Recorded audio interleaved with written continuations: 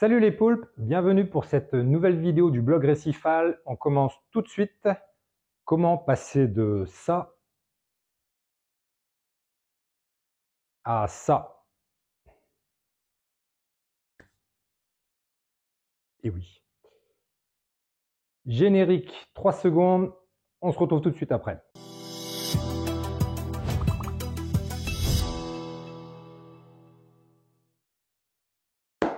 Alors, par quoi commencer?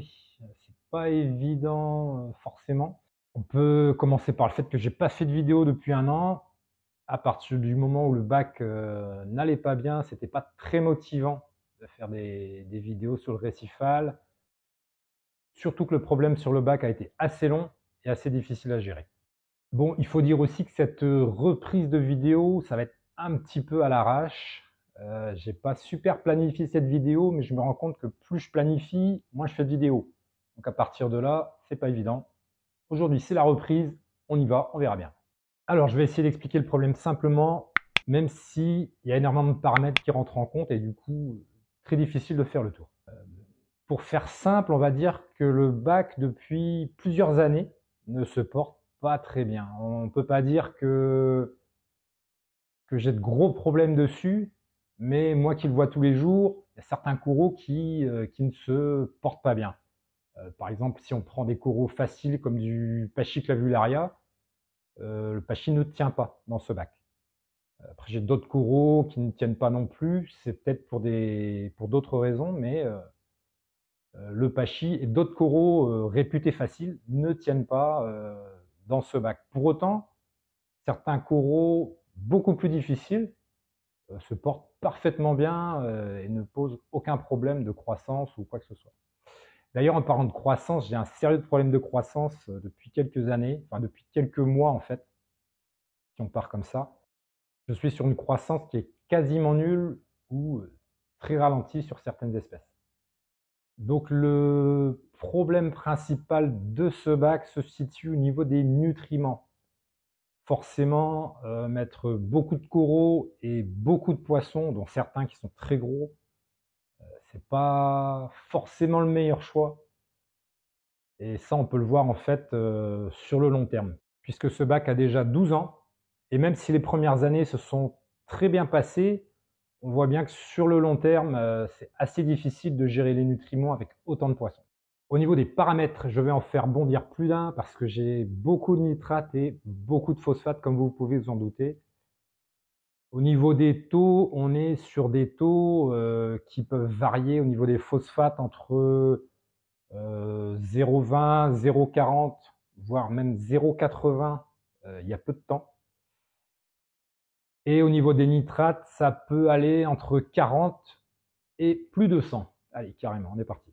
Alors là, évidemment, tout le monde va me dire, c'est facile, il suffit de descendre les nitrates, les phosphates, le problème est réglé. Et malheureusement, c'est ce que je me suis dit aussi. Donc à partir de là, on s'est dit, on a des paramètres idéaux, c'est-à-dire on va dire 0,05 en phosphate et 5 en nitrate. Moi-même un peu plus haut, ça m'irait, on va dire 0,10 en phosphate et 10 en nitrate. Moi, ça me va très bien. J'ai déjà eu ces paramètres et ça marche super bien. Et donc au début 2023, j'avais, on va dire, comme je le dis, c'est une vidéo un peu à l'arrache. Donc je vais prendre mes petites notes. Je note toutes mes mesures de paramètres sur une simple feuille OneNote. Très simple, on peut la partager sur plusieurs appareils et je mets les dates et les valeurs. En fait, c'est plutôt simple. Donc je disais début 2023, j'avais des paramètres un peu élevés au niveau des nitrates phosphate. Après, tout le reste des paramètres, c'est plutôt bien maîtrisé, pas de souci de calcium, KH, quoi que ce soit. Aucun problème de ce côté-là. Je disais donc que j'avais des paramètres en PO4 début 2023, PO4 0,25 et nitrate 60-70. Donc forcément, c'était plutôt élevé. Et donc, je voulais rentrer dans une norme un peu plus classique pour pouvoir faire repartir les coraux finalement, puisque ça poussait pas super bien. C'était une sorte de stagnation un peu au niveau croissance, au niveau de tout ça. Donc je me disais que en baissant les polluants, ça devrait repartir plein pot, quoi. Et malheureusement, Ça ne s'est pas bien passé. donc je décide d'utiliser plusieurs solutions pour combattre ces nutriments, principalement résine antiphosphate, changement d'eau et filtration sur filtre à algues, filtre avec de la chaetomorpha en fait. Donc j'ai un bac de 200 litres pour de la chaetomorpha et j'ai aussi un gros filtre Acaeto spécifique qui a un volume assez sympa. Donc forcément ça fonctionne plutôt bien, la production de Kaito est plutôt pas mal, la résine fonctionne aussi. Malheureusement, le fait d'utiliser ces deux solutions avec aussi des changements d'eau, mais bon, on sait bien qu'avec les changements d'eau, c'est très difficile de faire baisser les nutriments, mais je l'ai fait quand même. Et donc, comme je disais, le fait d'utiliser résine et algues, ça m'a fait baisser les phosphates beaucoup, mais pas autant les nitrates. Et donc, c'était pas terrible. Donc, j'ai décidé de passer sur de la VSV. Donc, pour ceux qui ne connaissent pas la VSV, c'est une méthode qui existe depuis très longtemps. C'est un ajout de sources de carbone, de différentes sources de carbone. C'est un mélange de vinaigre, sucre et vodka. Maintenant, ça existe aussi chez Red Sea avec le Nopox. C'est exactement la même chose. Enfin, exactement. On voit bien que les produits sont identiques en tout cas, il n'y a pas de souci. Surtout à l'odeur, on reconnaît parfaitement la VSV. Et la VSV, son grand avantage, c'est que le fait d'ajouter la VSV, ça va permettre de booster les bactéries. Et donc, ces bactéries vont manger les nitrates, les phosphates. Enfin, les manger, c'est pas aussi simple que ça, mais pour vulgariser, c'est ce qui va se passer en fait. Et à partir de là, j'ai eu des taux plutôt intéressants. On va dire, je suis arrivé en phosphate, je suis arrivé à 0,10. En nitrate, j'étais toujours assez haut quand même, j'étais vers les 0,40.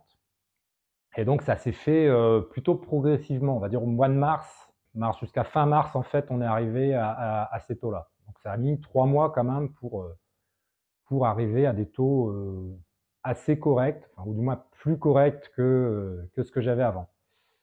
Malheureusement, les coraux, ils ont pas aimé du tout. Et quand je dis pas du tout, voilà. Beaucoup de nécrose sur les SPS. Notamment les Seriatopora, les Acropora.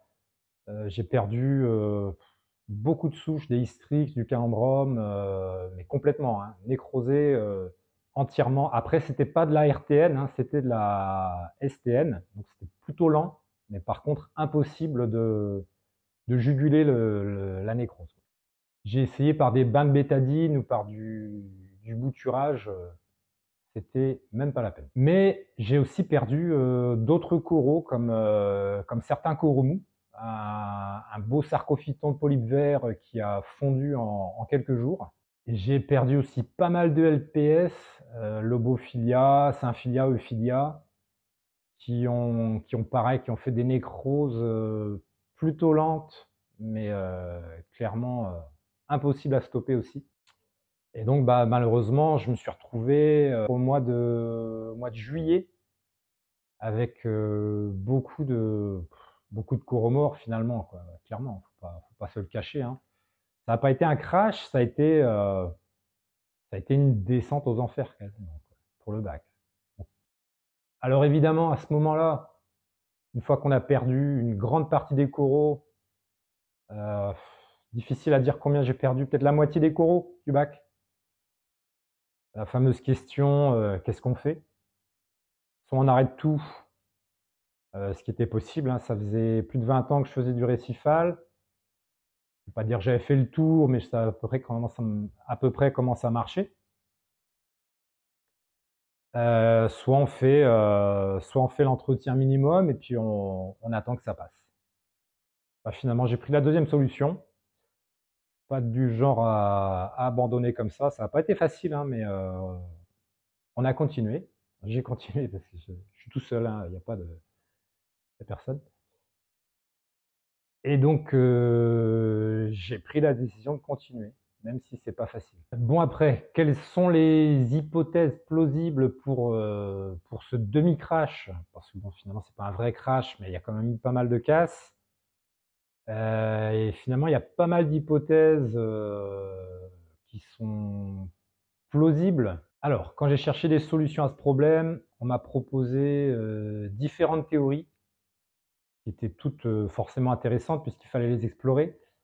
La plus courante ou la plus proposée était forcément le syndrome du vieux bac, puisque l'aquarium a 12 ans.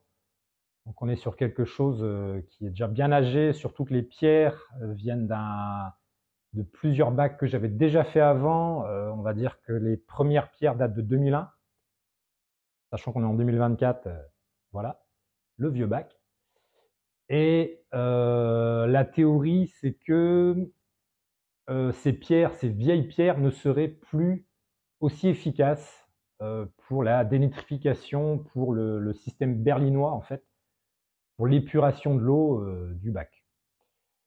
Moi, c'est une théorie qui me laisse un petit peu perplexe, même si j'ai quand même testé des solutions pour notamment des bactéries de chez Fauna Marin, si je ne dis pas de bêtises, des bactéries rebiotiques que j'ai testées. Au final, j'ai pas vu beaucoup d'effets, malheureusement. Donc, c'est des bactéries à mettre sur une période assez longue. Et j'ai vu quelques effets positifs, mais vraiment pas suffisants pour dire que ce sont les bactéries qui ont pu améliorer le fonctionnement du bac. Mais j'ai aussi ajouté d'autres souches de bactéries, des bactéries Thunes et des bactéries, je ne sais plus, des bactéries souches allemandes. Voilà.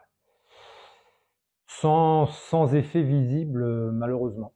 Ni en bien ni en mal, hein. Il n'y a absolument rien, il ne s'est rien passé au final. Après, peut-être que ça a été bénéfique, hein, mais finalement, il semble que les bactéries ne soient pas en cause, puisque l'ajout de nouvelles bactéries n'a pas été bénéfique. Et c'est pareil, j'ai eu l'occasion d'ajouter des pierres vivantes d'autres bacs que j'ai pu récupérer chez des collègues, des choses comme ça. Alors évidemment, avec ce genre de problème, des fois on essaie de remonter au tout début, c'est-à-dire qu'on va vérifier le maximum de paramètres, mais même des paramètres très simples comme la température, la densité, des choses qui peuvent paraître évidentes, mais des fois tester les appareils qui nous permettent de contrôler, ça peut amener des choses intéressantes. D'ailleurs, il faudra que je vous montre avec quoi je mesure ma densité. Je pense que vous allez pleurer. Et pour autant, c'est un appareil qui est super fiable et super pratique. Donc, honnêtement, c'est top. J'ai remis aussi en cause le fait de faire des changements d'eau de mer naturels. J'ai fait une vidéo sur les changements d'eau de mer naturels. Je vous mets le lien. Et donc, c'est toujours bon de se poser la question de savoir si c'est une bonne idée, si c'est pas une bonne idée. Sur le principe, ça peut paraître une bonne idée. Après, en pratique, on sait bien que la mer peut être parfois polluée. Et donc, faut remettre en question. Après, je teste régulièrement l'eau de mer que je vais chercher.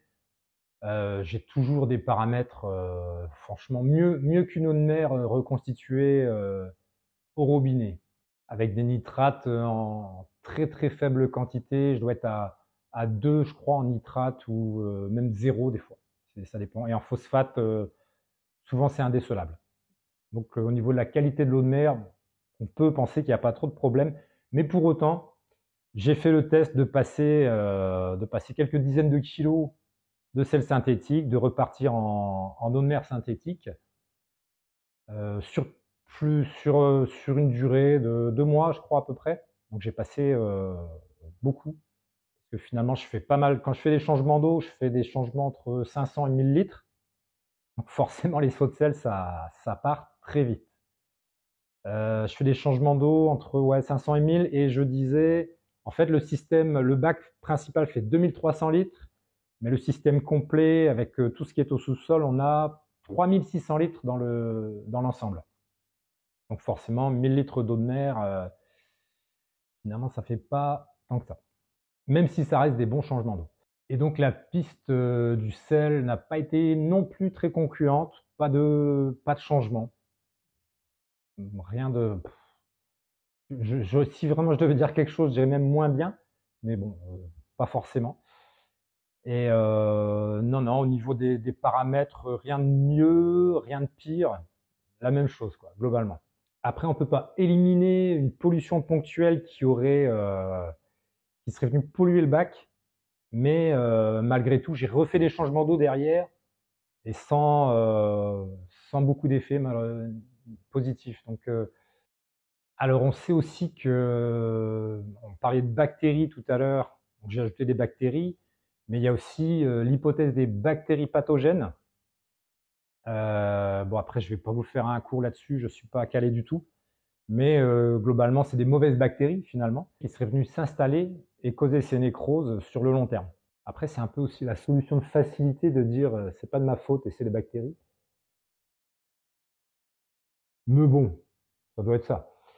Au final, vous l'aurez compris, j'ai pas de certitude sur les raisons de ces problèmes, même si ces derniers mois, on voit clairement une évolution positive.